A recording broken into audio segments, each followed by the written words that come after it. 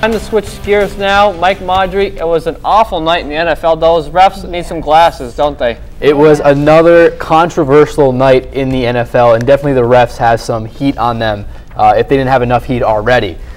But it didn't come without some major controversy, as these replacement refs are on the hot seat, to say the least. We'll get to that in a second. Let's first start off with the feel-good story of Week 3. It takes place in Baltimore. NBC's primetime game featured a rematch of last year's exciting AFC Championship between the Ravens and Patriots. Pats won the game on a late missed field goal by Baltimore, but that's history. The bigger news headline happened to be the dedication and determination of one Ravens player, Torrey Smith, who learned before the game his younger brother had passed away in a fatal motorcycle accident. That didn't stop Smith from leading the Ravens past New England. Smith had his best game of his young NFL career, hauling in 2 touchdowns in the Ravens' 30-28 win against New England. I mean, I just thank everyone, on behalf of my family, man. I was telling my teammates a minute ago, it's new territory for me personally. I never really had to deal with, a death in the family, let alone, my brother, and our family, everyone's so tight, man.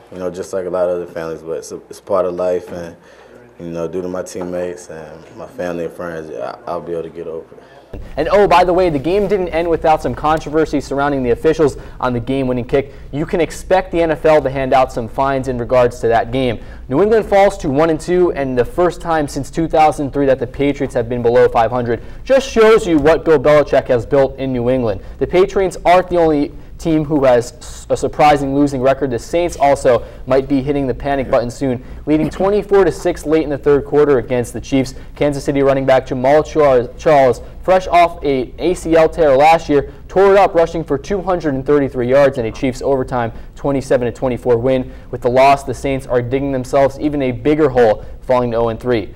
Our Cube Sports Rookie Watch is still on. Robert Griffin III and Andrew Luck both suffered close defeats as all rookie quarterbacks besides Robert Wilson, we'll talk about that in a second, lost. But some quick scores for you viewers at home. Tony Romo suffers 3 turnovers, but the Cowboys are able to hold on 16-10 against the Bucs. And in their home opener, the Jets lose cornerback Darrelle Revis to a torn ACL in overtime win against the Dolphins 23-20. The Giants dominate Cam Newton's Panthers 36-7 as Andre Brown looked brilliant in his first start at running back. Oakland rallies to beat Ben Roethlisberger late at home 34-31, and Peyton Manning suffers another loss as the Texans join only the Atlanta Falcons as the 3-0 undefeated teams in football.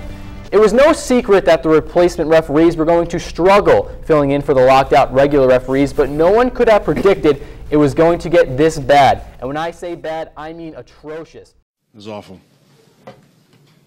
What way? Just look at the replay. And then the fact that it was reviewed. It was awful. That's all I'm going to say about it. Looks like MG Jennings had the ball on the ground. Yep. No idea how the other guy said touchdown, Golden Tate on the replay. Obviously takes his arm off whatever part of the ball he may or may not have had. And then they reviewed it and it upheld. So, could you see any of the other officials whether they ruled no. the interception? Good.